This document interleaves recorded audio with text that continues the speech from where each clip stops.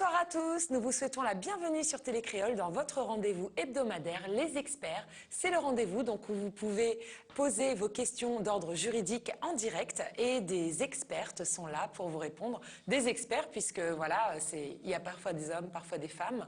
Et ce soir, nous avons avec nous Maître Moutou Komora-Poulet. Comment allez-vous? Ça va bien, merci. Vous avez passé une bonne semaine depuis la dernière fois? Oui, oui.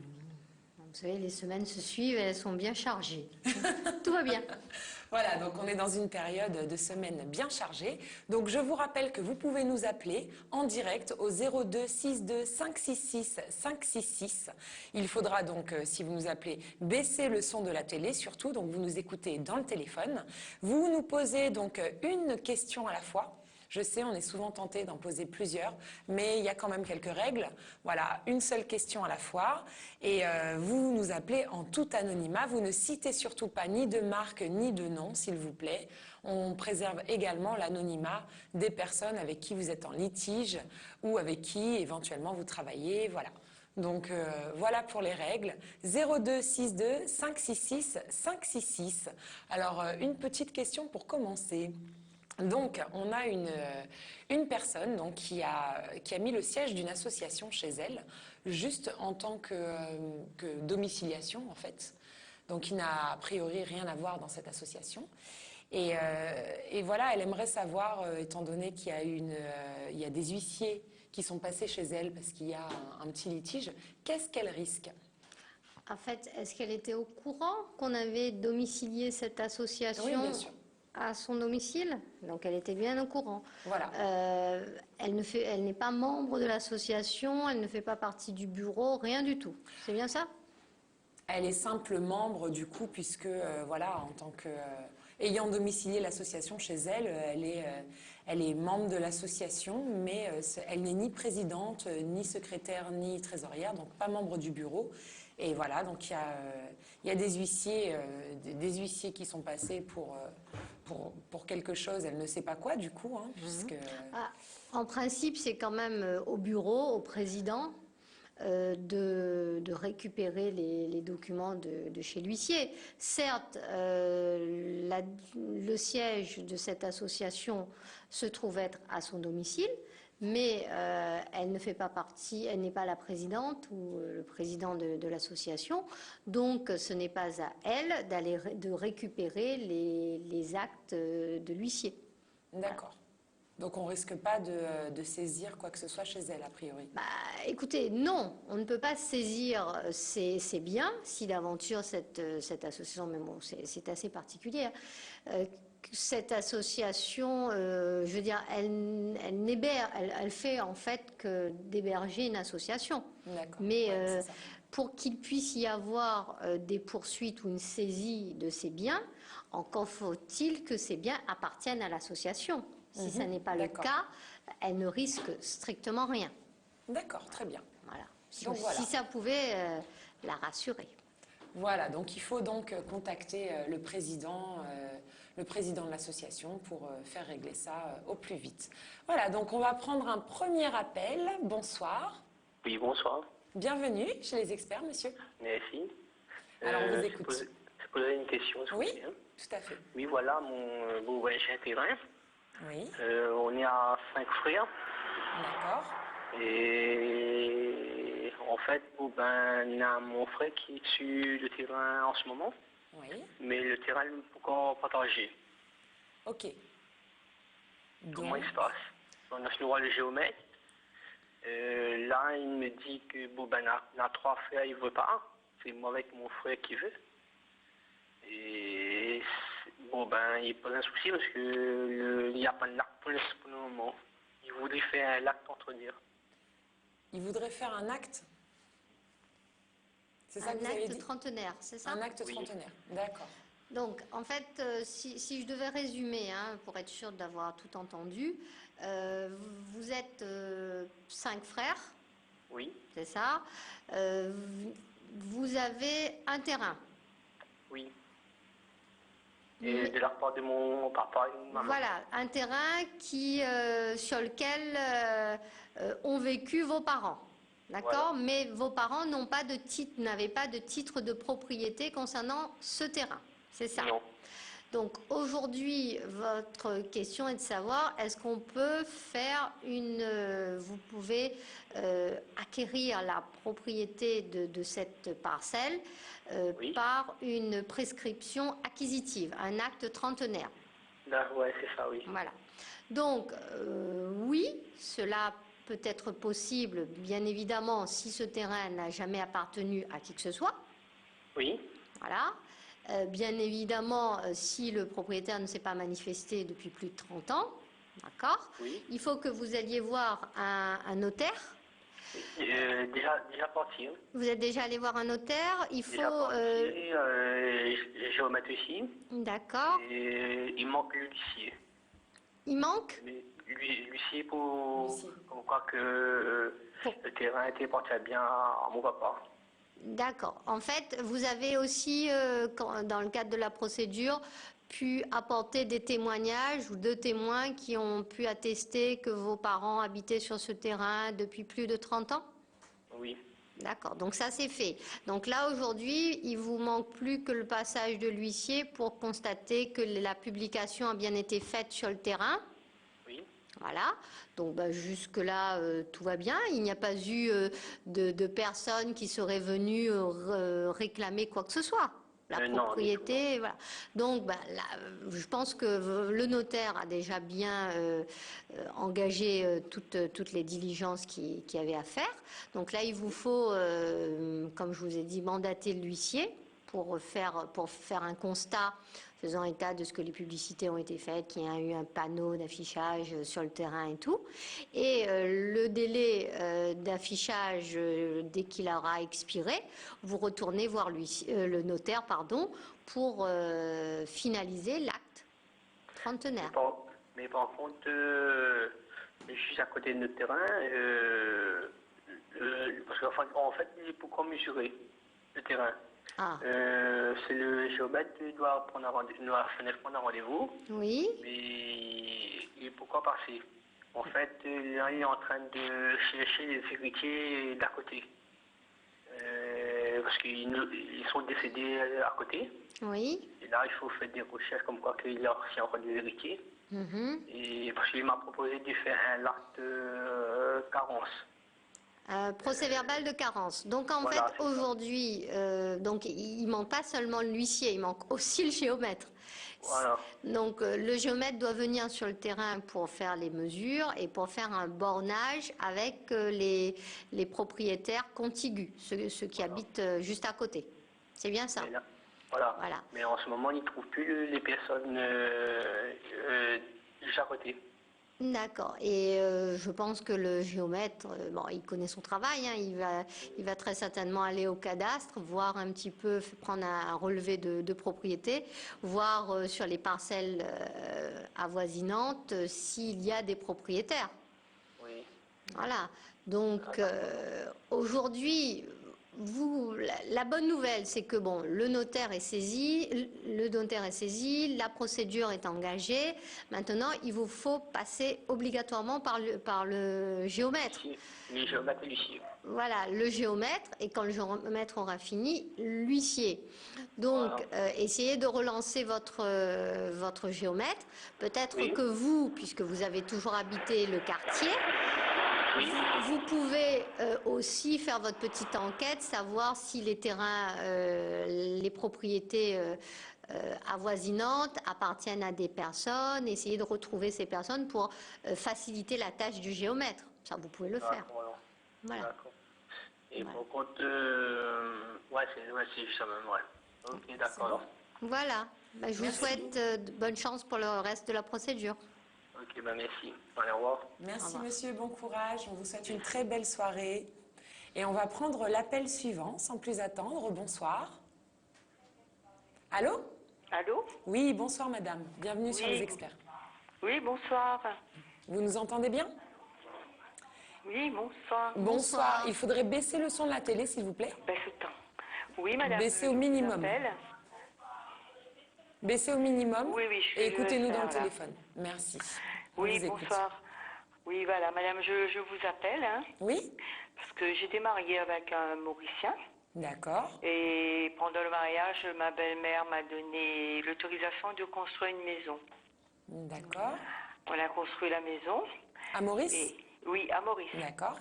Et à la mort, au décès de mon mari, elle a repris la maison, elle a mis sur le nom d'un autre frère. D'accord. Ils sont partis chez un notaire, ils ont fait en fin de compte une fausse vente. Ok. Donc le terrain n'était pas à vous, mais c'est vous qui avez construit la maison. Voilà, c'est bien ça. D'accord. Donc vous voulez savoir qu'est-ce que vous pouvez faire pour pouvoir récupérer cette maison? Voilà. D'accord. Alors, une première question. C'est moi qui pose des questions. Oui, je voulais savoir, vous étiez marié sous le régime de la communauté? Oui, Vous étiez marié en France ou à Maurice? en France. Vous étiez marié donc en France. Donc, donc c'est la loi française qui doit s'appliquer.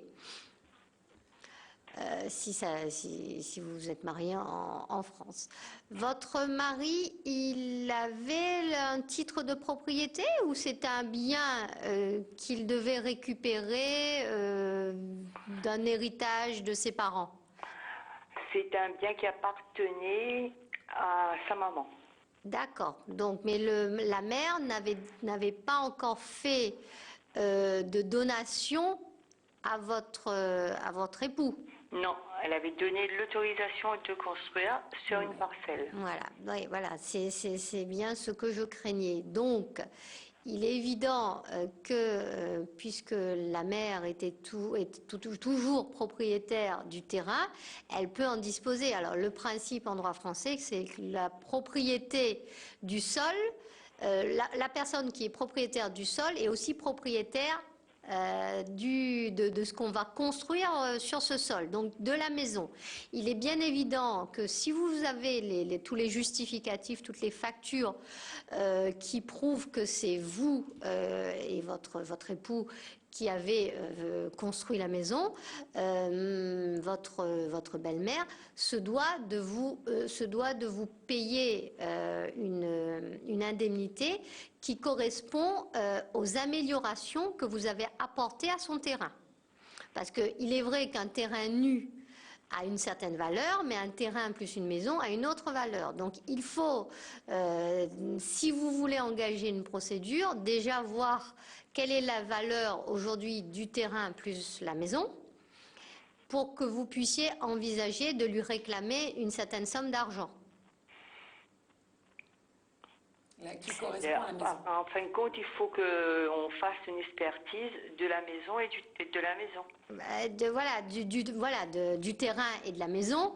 Maintenant, si c'est à Maurice, ça devient vite compliqué. Je suppose que votre belle-mère, elle habite aussi Maurice. Non, mais elle est décédée maintenant. La belle-mère est décédée aussi? Oui, elle est décédée. Oui. Maintenant, c'est le frère qu'elle a fait une fausse vente. Alors, une fausse vente, c'est-à-dire qu'en fait, je ne comprends pas. Qu'est-ce que vous appelez fausse vente? Sur l'arc de propriété, c'est précisé que le bien était vendu à 480 000 roupies, Oui. mais le notaire, lui, il précise qu'aucun versement d'argent n'a été fait à son cabinet. D'accord, ça a été fait hors comptabilité, comme on dit. Voilà. Voilà, bon, alors là, c'est vrai que dans votre situation, parce qu'on a quand même un élément d'extranéité, hein, on parle de Maurice, alors le bien est situé à Maurice, donc à mon sens, le tribunal compétent, c'est un tribunal mauricien. Donc vous, si vous voulez engager une procédure, il va falloir que vous alliez prendre contact avec un avoué à Maurice. Et si je contacte un avocat ici, est-ce qu'il ne peut pas faire le nécessaire? Un avocat ici, il pourra prendre contact avec un avoué à Maurice et faire un petit peu le correspondant entre vous et l'avoué. Ça, c'est tout à fait possible. D'accord. Ça, c'est tout à fait possible. Mais il est vrai que dans votre situation, le dossier devient complexe parce que c'est le droit mauricien qui va s'appliquer. Donc, nous, en tant qu'avocats de droit français à La Réunion, on aura un peu de mal. Ce qu'il faudrait, comme je vous ai dit, ou voir un avocat d'ici qui connaît un avoué, alors sans faire de la publicité, hein, il y a des avocats à La Réunion qui ont pour habitude qui ont des origines mauriciennes, donc qui peuvent travailler ou connaître des avoués. Peut-être qu'il faudrait que vous alliez voir une de ces personnes qui pourra ou vous donner le nom d'un avoué tout à fait sérieux et qui pourra vous aider dans la procédure, ou peut-être même faire ce travail de correspondant entre vous qui êtes à La Réunion et l'avoué qui se trouve à Maurice. D'accord. Voilà. Mais bien évidemment, il faut que vous ayez quand même quelques documents, si vous avez des factures, Non, j'ai etc. tout ce qu'il faut. Voilà. J'ai le permis. Bon, mais c'est une bonne le nouvelle. permis de construire. J'ai l'ouverture de l'eau, l'ouverture de l'électricité. À votre nom. Oui, oui, à notre nom. Et même le carnet d'économie qu'on a pris pour construire la maison. D'accord, d'accord. Bah, écoutez, allez-y, allez voir un avocat ou directement un avoué, parce que là, aujourd'hui, c'est le tribunal mauricien qui va être compétent. Et en fin de compte, dans quelle région? J'habite dans l'ouest, moi. Vous habitez dans l'Ouest? Au barreau de Saint-Denis, il y a des avocats qui travaillent avec des avoués de Maurice, hein, ça, il n'y a pas de difficulté. Renseignez-vous au niveau où vous allez au tribunal, vous avez l'ordre des avocats, et vous avez le tableau, pardon, des avocats, et vous choisissez un avocat, ou vous allez voir au niveau de l'ordre pour qu'il vous conseille tel avocat, parce que celui-ci a des origines ou il travaille avec l'île Maurice, il connaît le droit anglo-saxon, il peut aussi vous aider. Pour une procédure de ce genre, combien ça peut m'arriver? Alors là, j'aurais beaucoup de mal de vous le dire. En euros peut-être, en roupies, ça va être très compliqué pour moi. Je ne peux pas vous dire, hein, je veux dire, je ne peux vraiment pas vous renseigner sur ce point. Ce que je peux vous conseiller, mais vous avez été souvent à Maurice. Non, j'ai habité là-bas. Voilà, vous avez habité là-bas. Vous n'avez pas des contacts, des personnes de votre entourage qui pourraient aller se renseigner pour vous auprès des avoués mauriciens? Oui, je peux me renseigner avec des amis, effectivement. Oui, ça peut peut-être être une solution. Qui facilite les choses. Tout à fait, tout à fait. Moi, je pense que c'est la meilleure solution pour vous, parce qu'après, vous savez, comme les avocats, les avoués doivent aussi avoir certaines spécialités. Donc peut-être que ces personnes de Maurice pourront vous dire un tel travail plus tel dossier, l'autre, voilà, je ne sais pas. Là, je m'engage sur un terrain que je ne connais pas, que je ne maîtrise pas. Mais bon, je pense que le mieux pour vous, c'est de vous rapprocher de votre entourage, de personnes qui habitent Maurice et qui pourraient à ce moment-là aussi faire l'intermédiaire entre vous et l'avoué, hein, ce qui pourrait peut-être vous éviter de payer des frais, des honoraires d'avocat. Un avocat à La Réunion, un avoué à Maurice. Si c'est un ami à vous, un proche qui fait la démarche, vous n'aurez pas à payer de frais supplémentaires. C'est sûr. Voilà. Parce que si je prends un intermédiaire, j'aurai le double à payer. Vous aurez très certainement une partie supplémentaire à payer. Voilà, madame. D'accord. Merci beaucoup. Merci beaucoup pour les renseignements. Je vous en prie, et puis voilà, bon Allez, courage pour la suite. Au revoir, bonne soirée. Merci, au revoir. Alors, on va prendre l'appel suivant. Bonsoir. Allô?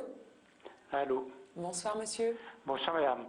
Madame, Bonsoir. un renseignement concernant un mur non mitoyen séparant deux propriétés. Oui. Est-ce que mon voisin a le droit de s'accoster à mon mur pour monter une partie d'un atelier sans mon accord? S'accoster à votre mur, Alors, d'accord. c'est un mur mitoyen ou pas? Non, c'est un mur non mitoyen. Donc c'est un mur qui vous appartient, Absolument. qui est situé sur votre propriété. Oui, c'est ma propriété. Voilà, donc, alors, il y a deux choses. S'accoster, ça veut dire, est-ce qu'il a le droit lui, de faire un mur sur sa parcelle qui va servir de mur à son atelier?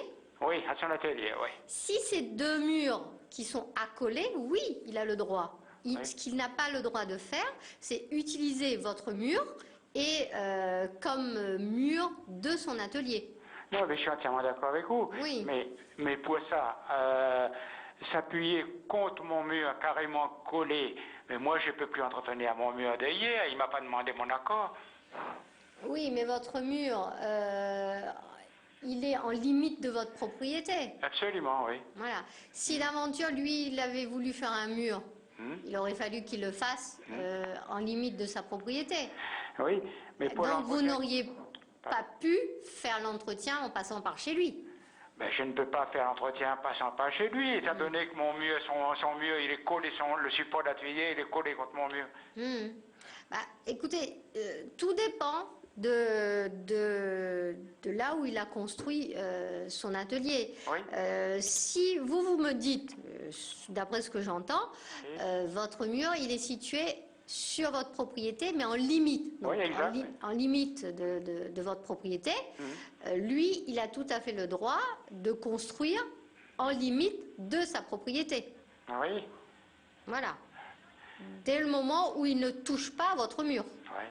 Mais le problème n'est pas là, mais il doit pas, parce que moi je ne peux plus faire l'entretien de mon mur, mais comment je vais faire, voilà, pour entretenir mon mur si ça pète carrément? Est-ce que la limite de sa propriété, ça arrive jusqu'à votre mur? Ou bien c'est avant? Sa limite, non. C'est-à-dire Ouais. Vous avez le mur, est-ce que la limite de sa propriété est vraiment contre le mur ou bien plus loin? Il est collé, son support d'atelier est collé carrément contre mon mur. Mais c'est à la limite de sa propriété ou pas? Hum. Il a reconstruit c'est un sur mur? sa propriété. Oui. Il a construit sur sa propriété. Oui, mais est-ce qu'il ne doit pas demander l'accord du propriétaire? Parce qu'à un moment, pour faire ça, il fallait qu'il fouille le long de mon mur quand même. Oui. Est-ce qu'il ne faut pas qu'il demande l'accord du propriétaire? Monsieur, dès le moment où il construit chez lui, du moins dès le moment où il a le droit. Maintenant, tout dépend. Alors, ce que je vais vous dire, c'est simple. C'est que vous êtes en train de me dire qu'il a construit en limite sur la limite séparative entre deux propriétés. Oui. Tout dépend. Il faudrait que vous alliez vous renseigner au niveau du service de l'urbanisme de votre commune pour savoir dans quelle zone vous vous situez.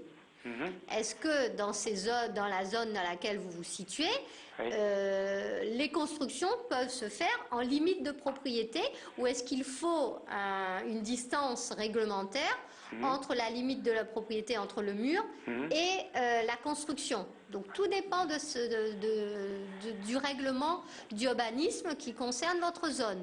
Donc le mieux, c'est d'aller vous renseigner au niveau du service de l'urbanisme pour avoir ce renseignement. Et après, il est vrai que là, vous pourrez voir s'il avait tout à fait le droit de construire en limite ou pas.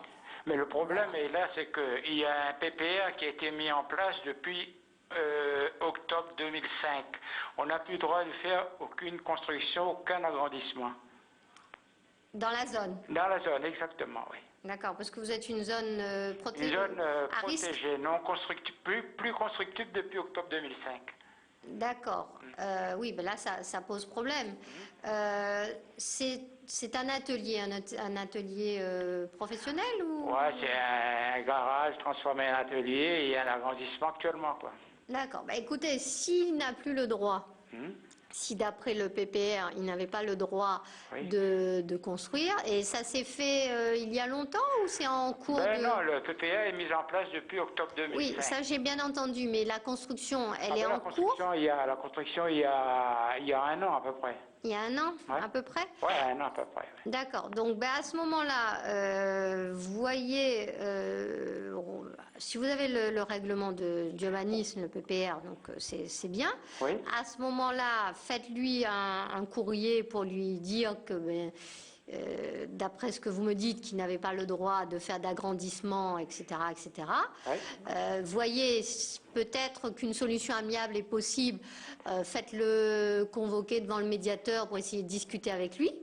Ça peut être une solution.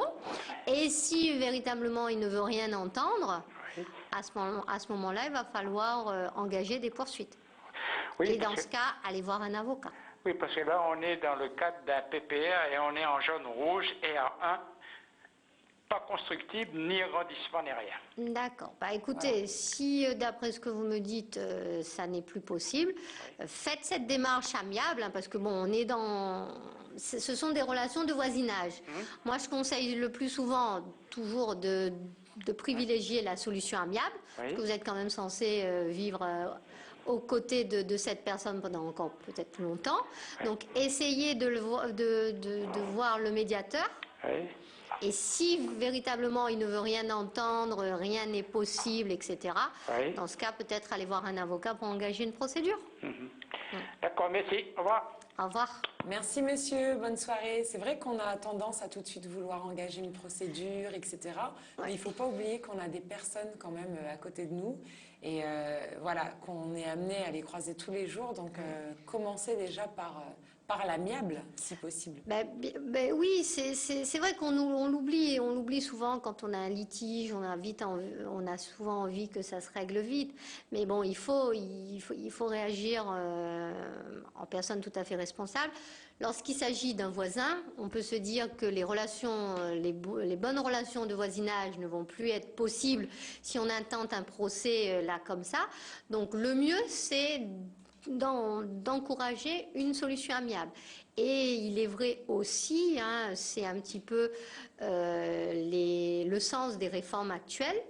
Nous avons eu dernièrement une réforme des textes qui nous oblige, du moins toute partie qui entend engager une procédure, de justifier aujourd'hui de ce qu'elle aurait au moins envoyé un courrier, privilégier la solution amiable avant de s'engager dans un procès. C'est pour en fait privilégier les modes... Les rapports humains. Les rapports humains et puis les modes Déjà. alternatifs voilà, aux poursuites. Donc c'est un petit peu le sens de toutes les réformes qui sont faites actuellement. Et il est vrai que c'est d'autant plus vrai lorsqu'il s'agit de relations de voisinage. Voilà, tout à fait. Donc d'abord, les solutions à l'amiable. On va prendre l'appel suivant. Bonsoir. Ah oui, bonsoir. Bonsoir monsieur, Bonsoir. bienvenue chez les experts. Bonsoir, bienvenue. On vous En écoute. fait, coach, j'ai une question à poser. Oui. Oui. Et enfin, j'ai passé une formation de sécurité, j'ai une promesse d'embauche Oui, d'accord. et je portais plainte au prud'homme pour le patron. Parce que c'était une promesse d'embauche écrite, signée. Et vous n'avez pas été embauché, c'est ça? Et voilà. D'accord. Et au conseil de prud'homme, on m'a dit comme ça que la plainte que je déposais, ça pouvait retourner contre moi. D'accord, on vous a dit pourquoi, enfin dans quelles circonstances? En fin de compte, le patron il m'a dit d'attendre, parce qu'il habite juste en face de moi. Oui. Il m'a dit d'attendre, et tout le D'accord. temps je passais le voir et il n'avait rien pour moi en fin de compte. Donc ça peut jouer contre vous dans le sens où vous pourriez quand même avoir cette place de travail et que là, si vous portez votre plainte, ça peut jouer contre vous du coup. D'accord. je Voilà. comprends. Donc votre question, c'est quoi exactement? Vous voulez savoir si... votre question? C'est pour savoir comment je peux faire pour la suite, etc. Bon, alors déjà, il n'y avait pas eu de signature de contrat de travail. Non. Non, ça n'était qu'une promesse d'embauche. Oui. Voilà.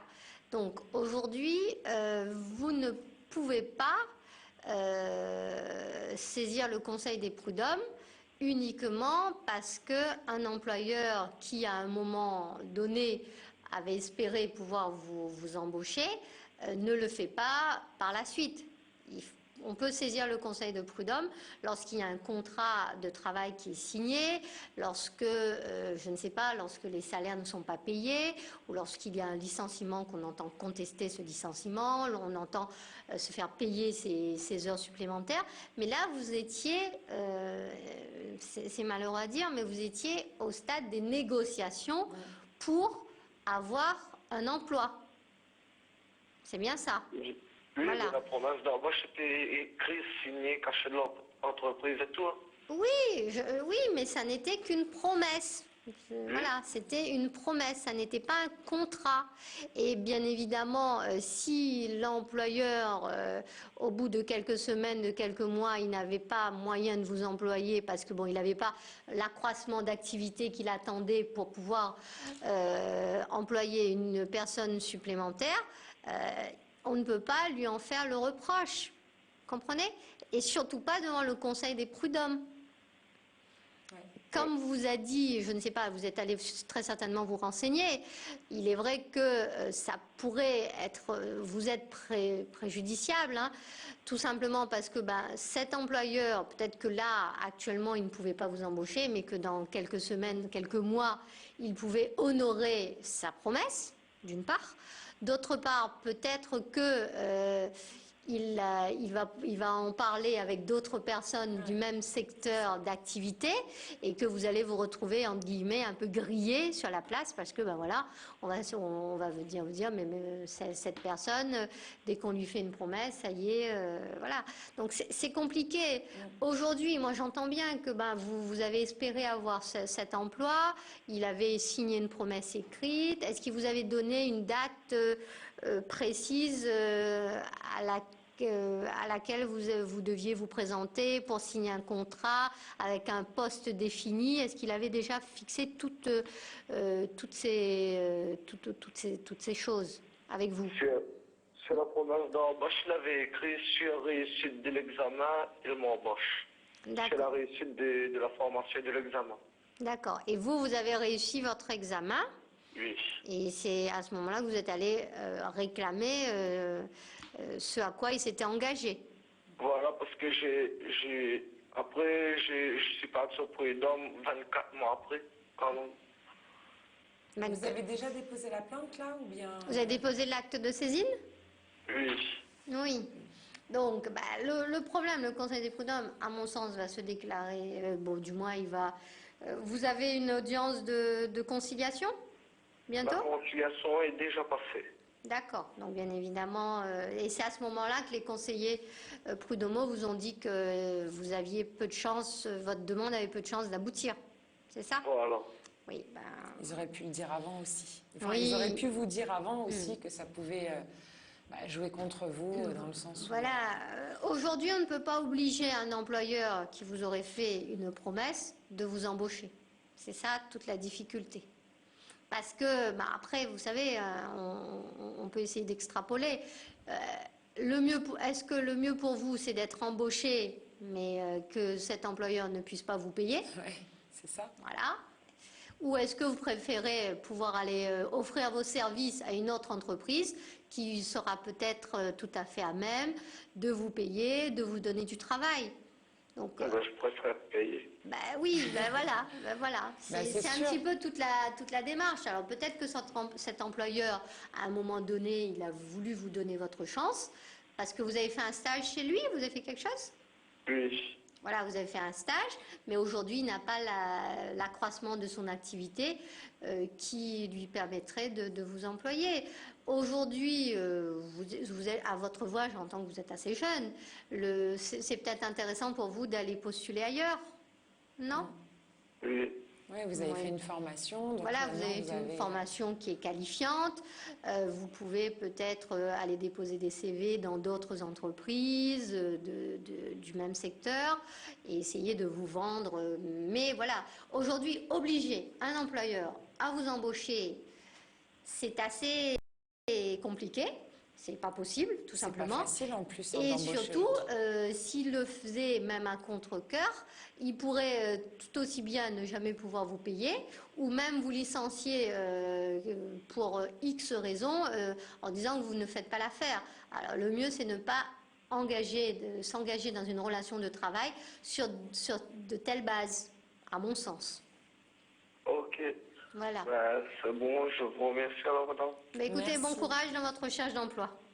Merci, au revoir. Au revoir. Merci, monsieur. Encore une fois, privilégiez les solutions amiables, toujours, plutôt que d'engager tout de suite une procédure, essayez d'en parler avant. Oui. Voilà, donc on va prendre l'appel suivant. Allô, bonsoir. Allô? Oui, allô, bonsoir. Bonsoir, bienvenue chez les experts. Oui, bonsoir. Et en fin de compte, moi, on était quoi sur mon terrain? Il y a un bout de terrain. Oui. Oui. Et en 2011, ben, allô? Oui, oui, on oui. vous écoute. Oui, en 2011, ben, normalement, il était constructible, mon terrain, il est sur le bord de la ravine. Oui. Mais la ravine est un peu loin. Ouais, Et d'accord. ben, il n'avait pas d'armes permis de construire par rapport, il dit comment, il est dans une zone rouge. Oui. Zone jaune, mais normalement, là, il est constructible parce qu'il y a un moment de famille à côté, ben, là, il a construit cette phase. Et il est bien, il dit comment, il n'est pas constructible, et ben, là, ils ne m'ont pas gardé. Donc à l'époque, c'était en zone rouge et maintenant que vous voulez construire, enfin à l'époque, c'était pas en zone rouge et maintenant on dit que c'est en zone rouge, c'est ça? Oui, mais par rapport à la ravine, mais la ravine, c'est la ravine les creux, mais la ravine les loin, mon terrain est dans le milieu. Oui, bon. Le problème des terrains qui sont proches des ravines. Bon, vous savez qu'à La Réunion, de temps en temps, il y a de grosses Non, pluies. ça va, putain, où? Ça y est, ben, Nissan, il y a ben, Nissan, t'as pas bonne histoire, comment? Mais cette ravine, il n'y a pas d'eau qui coule dans cette ravine? Hein? La ravine, là, il n'y a pas d'eau? Il y en a de l'eau, mais la ravine les creux, les loin. C'est loin de Mais combien? écoute-moi, mais il y en a de monde là, il construit cette case dans la ravine. Ils mettent le mur, soudainement, pour détourner la ravine. Bah, le problème de ces personnes qui prennent ce risque, si d'aventure leur maison devait partir dans la ravine, c'est qu'elles ne pourraient pas se retourner contre qui que ce soit, elles ne pourraient même pas être indemnisées.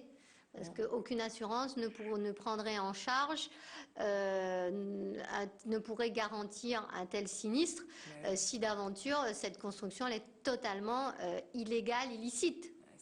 Donc, alors, s'agissant de votre situation, après, ce que font les voisins, c'est un peu leur affaire. S'agissant de votre situation, vous avez aujourd'hui un PPR avec une zone rouge qui a été définie par la commune. Oui. C'est ça. Donc, il faut voir précisément dans ce règlement quelle est la distance qui est nécessaire pour que le terrain soit constructible entre la ravine et votre terrain. Parce que souvent, quand vous voulez construire, tout dépend, on peut laisser 10 mètres entre la ravine et la construction, etc., etc. Donc, si aujourd'hui, vous avez déposé un permis de construire et que cette demande de permis de construire vous a été refusée pour le motif que le terrain ne serait pas constructible, il y a deux solutions. Ou vous prenez conscience qu'il y a véritablement un danger et qu'à ce moment-là, il faudrait peut-être trouver une autre solution pour construire ailleurs. Ou si vous contestez cette décision, il faut à ce moment-là contester la décision devant le tribunal administratif. Non, mais là, de mon collègue, il n'y a pas fait rien.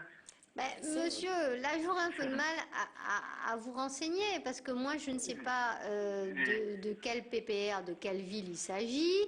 Je ne pourrais pas vous donner plus d'informations. Ce que je peux vous dire, allez vous renseigner au niveau du service de l'urbanisme. Voilà, déjà. Donc, il faut que ça pose le monde de construire, là, parce qu'il m'a pas proposé, moi. Ben là, il m'a comment, ma tu vois, ben là, regardez mon terrain, le plan mon terrain, et ben, il m'a comment, des donzons rouges, pas constructibles. Oui, bah écoutez, il vaut mieux aller voir déjà au niveau du service de l'urbanisme le plan de zonage, parce qu'il y a un plan de zonage que vous pouvez consulter, qui va vous montrer que votre terrain est peut-être au plus près, qu'il y a une zone rouge et que votre construction, elle serait complètement de cette zone rouge. Ah, si c'est le cas, moi je vous conseille... Bon, écoutez, moi je pense, allez voir d'abord le service de l'urbanisme. Si vous pensez que c'est tout à fait possible, déposez votre permis de construire. À ce moment-là, vous aurez la décision de la commune. Et si vous la contestez, vous pourrez le faire devant le tribunal administratif. Voilà. Donc là, c'est la solution que vous avez, Voilà. le tribunal administratif, une contestation. Mais il faut d'abord déposer votre permis, parce que moi j'avais cru comprendre que ça avait été fait. Vous déposez, si votre demande elle est acceptée, le permis est accordé, et ben c'est tout bon. Ça veut dire qu'il y a une distance suffisante entre la ravine et votre construction. Si ça n'est pas le cas, le permis va être refusé. À ce moment-là, vous avez la possibilité de le contester devant le tribunal administratif. Ouais. Voilà, c'est la démarche que vous bon. avez à suivre. Ouais, ok, C'est bon. merci. Merci à vous. N'hésitez pas à nous rappeler dès mercredi prochain si votre situation a évolué. D'accord? Merci, monsieur. Au revoir. Bonne soirée. Au revoir. Et on va prendre l'appel suivant. C'est une dame. Bonsoir. Oui, bonsoir madame. Bienvenue. Je voudrais avoir un renseignement, s'il vous plaît. On vous écoute. C'est que, voilà, j'ai une maison, mais elle est construite en zone plus ou moins dangereuse. D'accord. Et ça fait que maintenant, dans la maison, il n'y a plus personne qui habite. J'avais mon mari, il est décédé, c'est mon fils qui a repris, mon fils est décédé. Et maintenant, personne ne veut plus habiter dans la maison comme il est dans le nord et moi, j'habite dans le sud.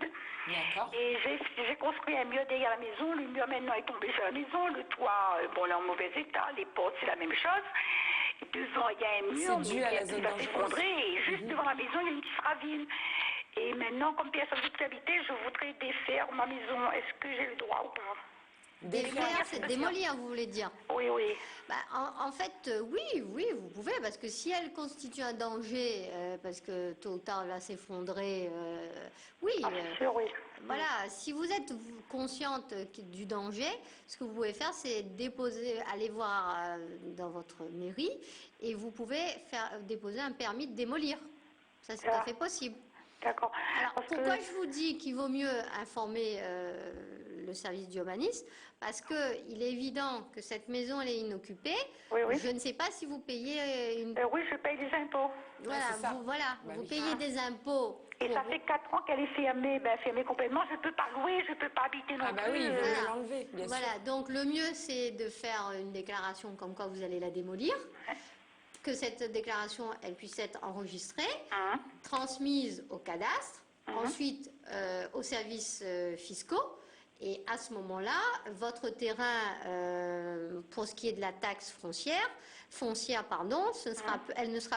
terrain ne sera plus considéré comme un terrain construit, donc bâti, et vous paierez une taxe foncière pour un terrain non bâti. D'accord. Peut-être plus intéressant pour vous. Et pour cela, je dois me renseigner à la mairie ou à l'urbanisme?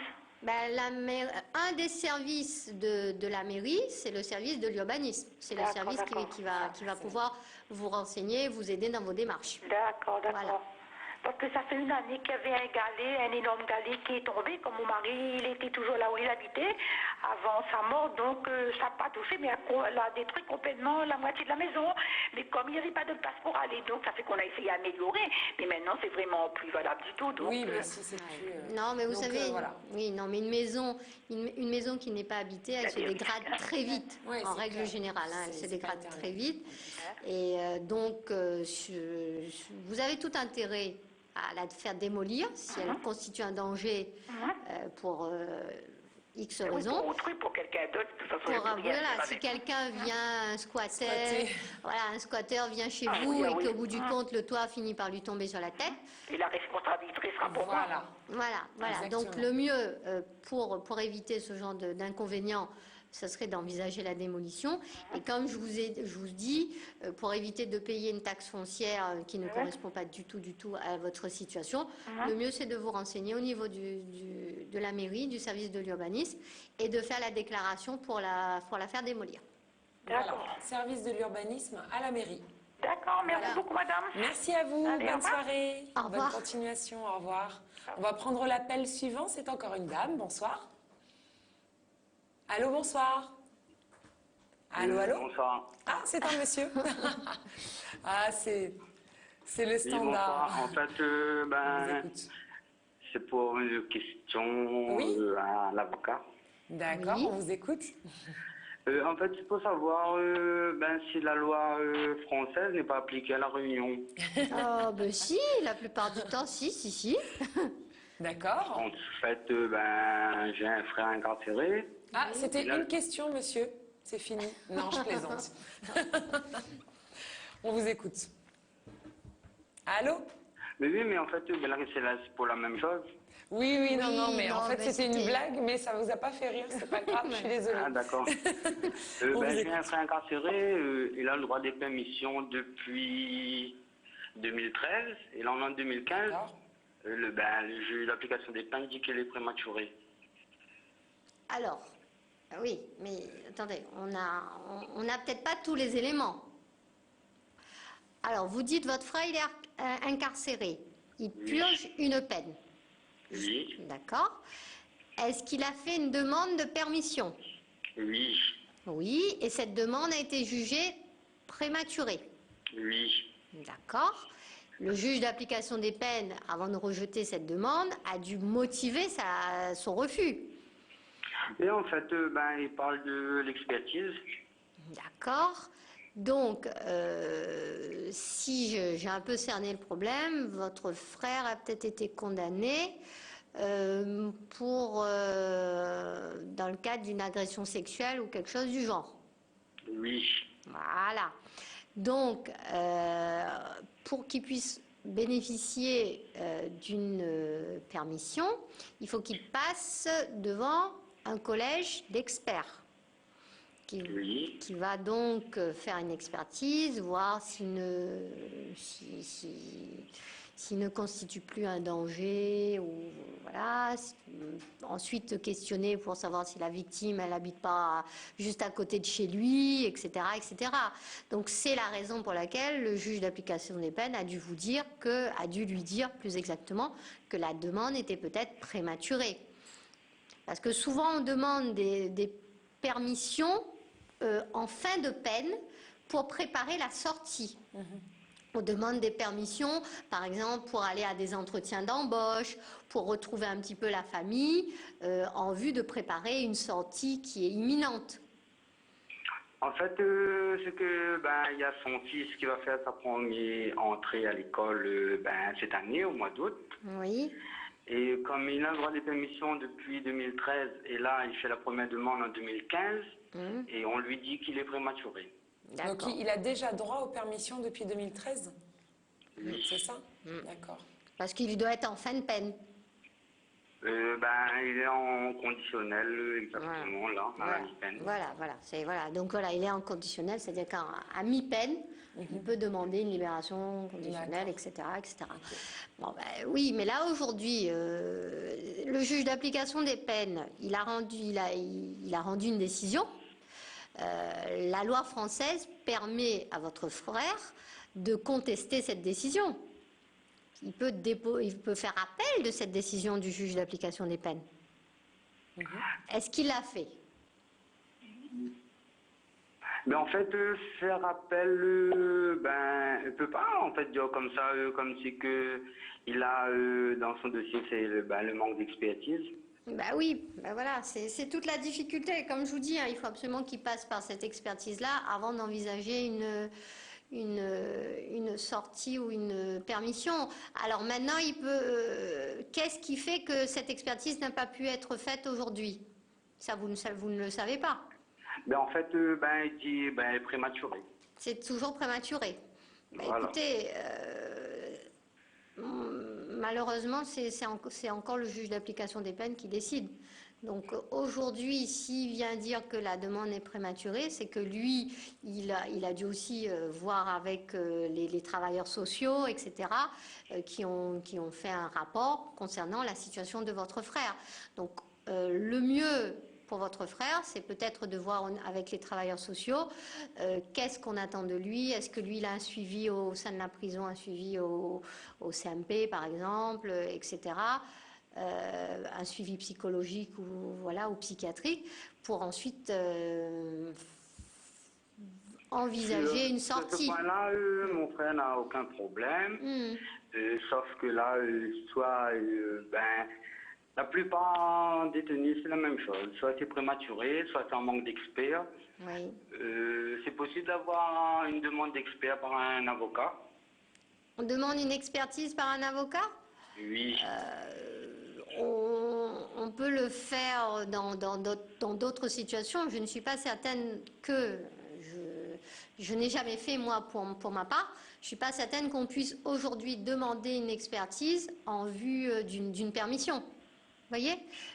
Par contre, ce qu'il peut faire dans le cadre de sa prochaine ou de sa libération conditionnelle, il peut faire cette demande et là, il peut être assisté par un avocat.